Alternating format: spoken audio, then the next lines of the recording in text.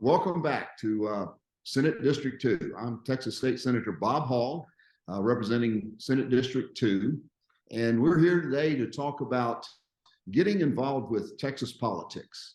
You know, our form of government only works when the people are involved in it. Our founding fathers designed a system there that was from the ground up. When they talk about we the people, it's not just a cute little statement. It is a serious foundation of our way our government is to work. And today we just don't have enough people involved. But we do have a number of grassroots organizations around the state that have been involved for a while now and are being very effective in helping legislators to understand what it is the people need and want. And I have with me today two ladies that are with the True Texas Project, Julie McCarty and Fran Rhodes. And they're a couple of people I've worked with for 12 or 14 years from the early days of the Tea Party, of getting started in involvement in the government as I had my eyes open of what's happening. And they have been expanding around the state with groups in just about every Senate district and on a really growth path. And it's an organization that you can learn a lot about what government is about and what you can do to get it back in line with what you think it should be. So I'm going to let them tell you about the True Texas Project and how you can get involved. Julie, Fran, take it away. Well, thank you, Bob. It's an honor to be on your show. Thank you for inviting us and letting us talk about True Texas Project, because I hadn't really thought about it till you just said it, but we are in almost every Senate district now, and I hadn't thought about approaching it that way. So that's exciting for me to even think about. But I think everybody wants to know that they are not alone, that there are other people that think like them. And so when True Texas Project comes to town and they realize there are people that think just like me, we call it building the army, but really it's just building a like-minded community where you don't have to worry about what you say, you don't have to worry about what you think. No one's calling you crazy or fringe or a conspiracy theorist. We're just normal people, and what we want is normal things up until maybe a decade ago. So yeah, it was branched off from the Tea Party, and in 2019, right? Yeah, we started launching statewide. We now have, well, by the end of this year, we'll have 20 throughout the state. And our focus, I mean, we have monthly meetings where we bring in a speaker and you can be educated on whatever that speaker is talking about. He always has action items to share. But beyond that, we are focused on not just having a gripe session, but doing something. People feel helpless and hopeless when they're overwhelmed by everything that's wrong, but they want to know, what can I do? And so we're very focused on the action items. So Fran, why don't you talk about our citizen advocate program? Yeah, so our mission statement says that we exist to educate and motivate citizens to engage in government. So we focus very highly on that, educate and motivate. But if you don't engage, then the educating and the motivating doesn't do any good. So we developed a program that we call Citizen Advocates. We started it in 2013. Julie and I didn't know what we were doing. We just knew that we needed to do something to get citizens involved in government. So we started doing this. We would make trips to Austin during the session and talk to legislators, testify at hearings, pass out position papers, do whatever we could to advance the good legislation that we believed in and stop the bad stuff. That program is now 10 years old, and where we just had a handful of people doing it back in 2013, we now have dozens and dozens all the time from all parts of the state. This session, we have committed to being in Austin every Tuesday throughout the session, and we have lived up to that commitment so far. We are now in week 5 of the session, and we've had wonderful groups showing up. We do a little bit of learning sometimes. We sprinkle in some education. We're going to have some briefing updates from legislators throughout the session. Senator Hall will be calling on you to participate in that at some point. We do a lot of teaching as we go, and we always make sure, if it's your first time, we partner you with somebody that has done it before. it's really scary the first time you go and you don't know what to do and what to say or how to find the bathroom or how to find somebody's office number. So we do a lot of teaching and training in addition to our lobbying efforts. And just this last Tuesday, we had 13 people show up from 7 different counties in the state. And we did a 2-hour training on how to read bills and how to be effective doing office visits. So, and then we spent the afternoon delivering papers to every legislator in the Capitol. So it's been going very well, and we're getting more and more people involved. We also do some pretty intensive training on citizen advocacy throughout the state from time to time. We just did one in Rockwall last weekend. We do a 4-hour class on being an effective citizen. And it's always amazing to me how 50 to 100 people at a time will show up on a weekend, give up their Saturday to take that class to be a better We citizen literally advocate. have to turn people away. We do. People want to be engaged. They want to be trained before they're engaged. And so I think we give them the confidence that they need to actually become activists. And you just mentioned something that is so important for people to understand. Bills have titles, and then they have a body of and quite often the title and the body don't match together. And so being able to read the bill and understand what's really in it is really important, because quite often the title, particularly when the left writes one, I mean, a good example I use is the Affordable Care Act. Now you hear that title, how could you not like something that's Affordable Care Act? Better medical care for less money. And it's anything but that. It's just the opposite. So while the title kind of helps you understand what it's about, you really have to understand what's really in the bill. And quite often they're very cleverly written to give the appearance of something being there when it's just puff. So I think that's a part of your training program. That's great. That's one of the main things that people need to understand are the details. Another exciting thing that's happening is that other groups are coming to us and asking us to bring our training to them. Next Monday night, I am going to a group out in East Texas.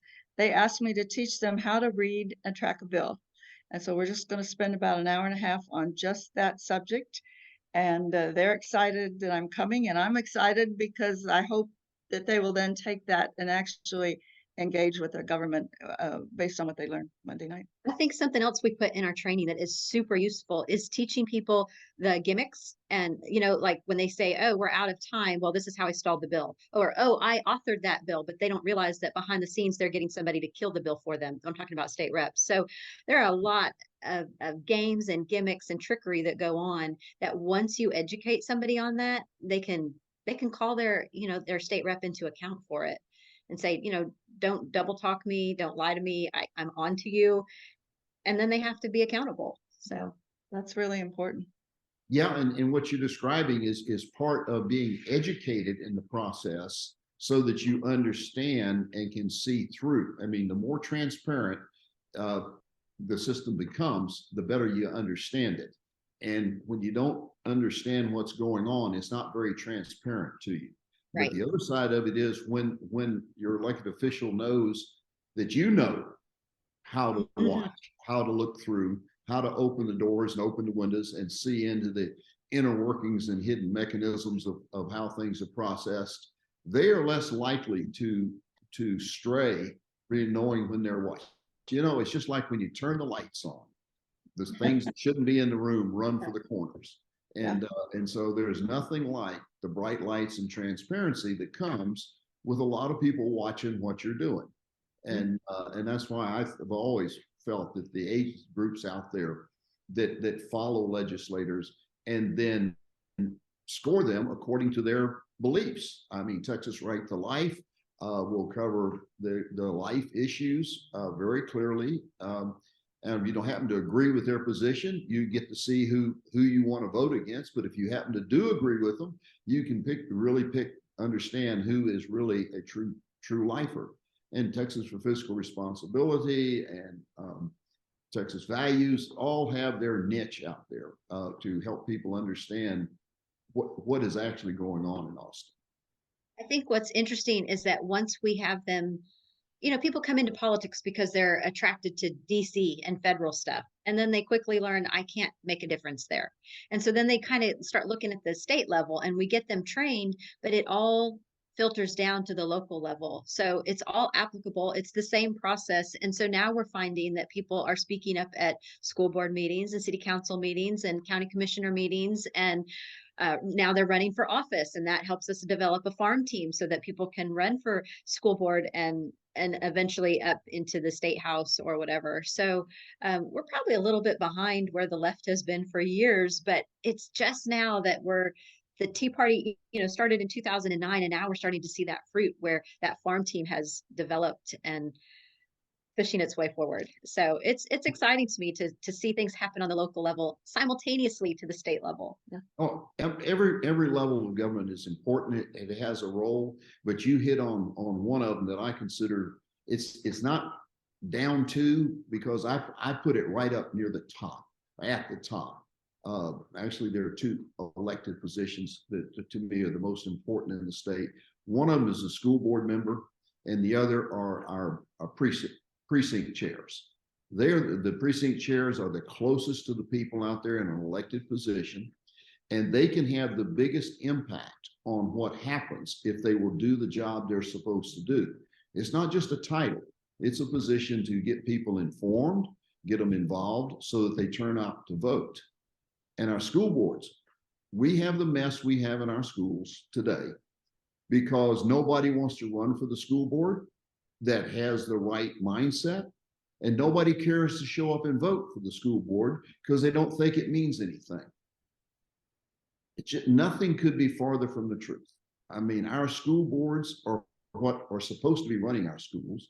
Unfortunately, we have too many school boards with people who don't understand that job, and they got it because they wanted the title, be able to strut around and say, I'm on the school board.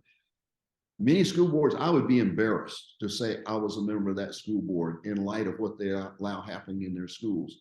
And so I think it's great that what you're doing is getting people energized to find their niche, find what fits with them.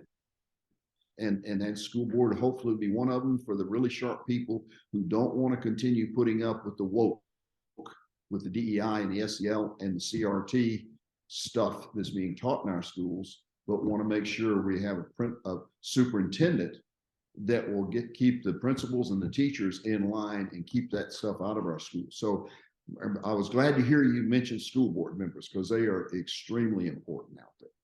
Well, I like what you said about helping people find their niche, because it's important to us that whatever level of experience you come to us with, we're going to plug you in. So it might be that, we have people that they just show up for our social events. They're going to come to a coffee on a Saturday morning, but they're sitting around and talking with seasoned activists about politics, or they're coming to a happy hour or a lunch or something like that. And that's all they're doing. But eventually they're going to do more, or maybe they're coming to our meetings, but they haven't yet stepped into our citizen advocate program where they're actually taking action. So I love that we can be a one-stop shop for anybody that's feeling frustrated.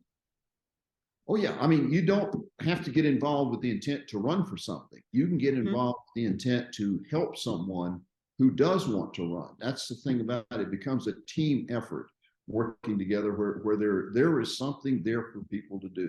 Whether there are people who like to talk on the phone. They're great for phone banking, calling people. Others that just love to write and can write letters. And others that like to get out and walk, and they can knock on doors and pass out information.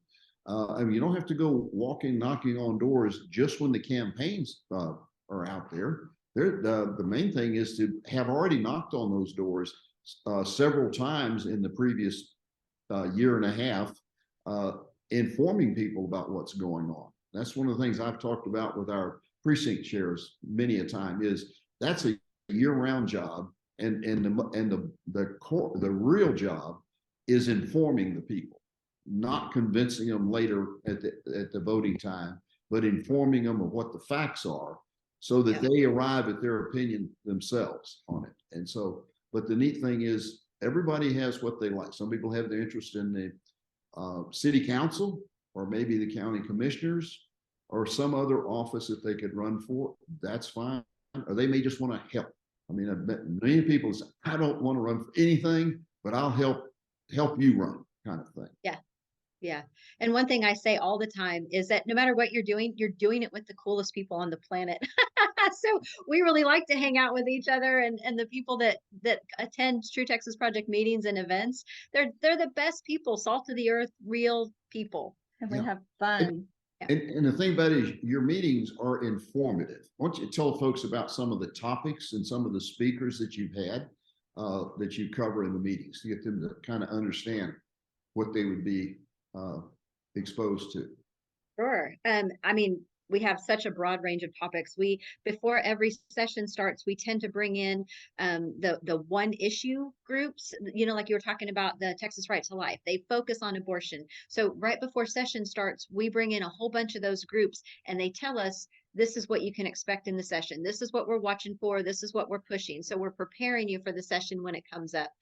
We bring in watchdog groups like Texans for Fiscal Responsibility or Texas Scorecard, these kind of groups that can just tell us the ins and outs and the tricks like we've talked about, or what's going on, just the current events and those kind of things. Then we have people that will come in and talk to you about, if you're ever arrested, this is what you should do and say. Like things that are just basic everyday things. What if I have my gun license and I have to use it? Now what do I do?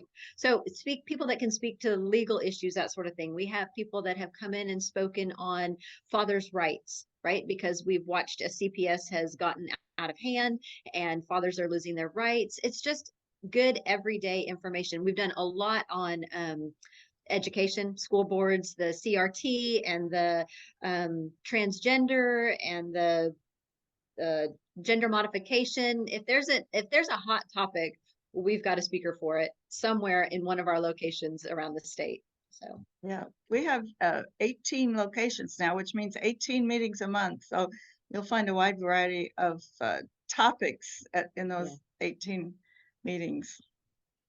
All right. Well, if someone wanted to get involved with you, how would they contact you? How would they know to where can they go? You have a website, phone number?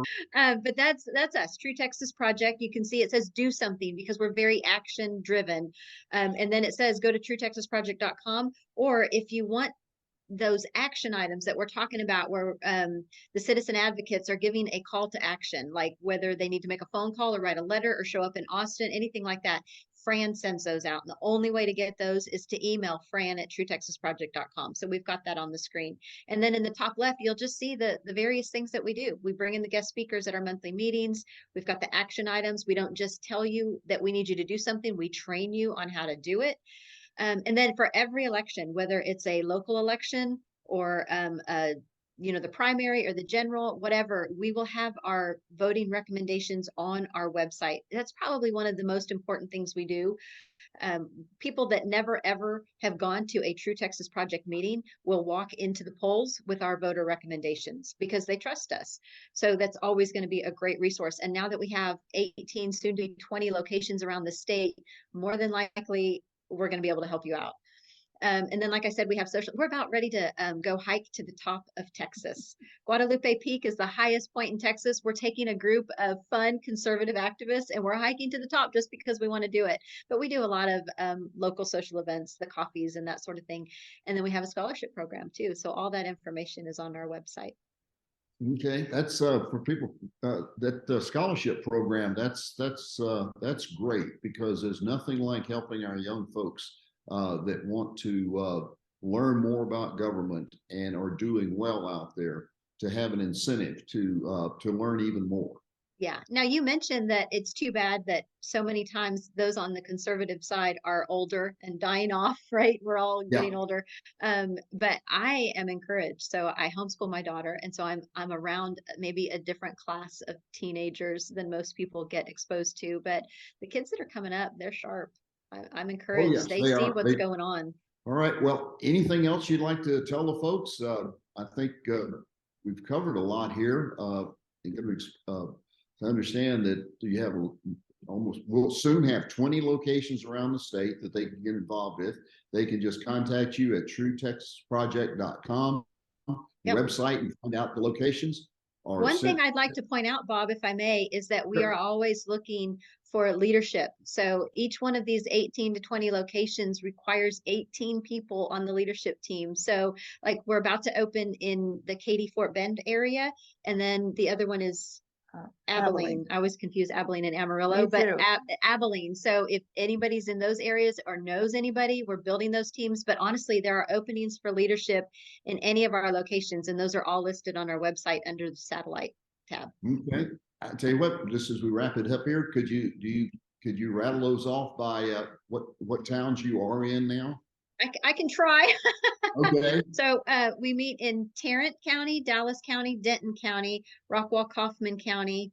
Did I say Collin already? Johnson County, Erath County, Ellis County, Lubbock County. We're down in Northwest Harris County, down in the Bay Area in Galveston County. We're in the Beaumont area, which is the home of Speaker Dade Phelan, right? And then we have a location in the RGV, which is the Rio Grande Valley. Yeah, we're in the Hill Country now in Austin. We also have a San Antonio location. Williamson County. Wilco, yep.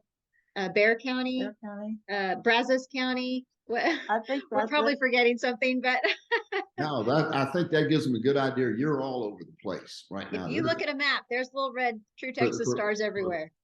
For the population of Texas, you're there. So Yes, all we try. right. But you know what, Bob? If people do not live in a True Texas Project area, we will still take their help with the citizen advocates. And we live stream a ton of stuff and put it on our YouTube channel, which you can link to from our website. So, And our Okay. training things are available to anybody. You don't have to be part of a local group to participate in those. If you want to travel to wherever the training is, you are always welcome. And you're certainly, I'm sure they're certainly welcome if they didn't hear their county when you went through that. If they're that so interested, they can start one there, right? they can get on the waiting list. Oh, I think we're okay. probably into 2025 at this point. Oh, okay. Yeah. Very good. But All that's a right. good problem to have. All right. Well, before we wrap it up, any last thing you want to tell folks?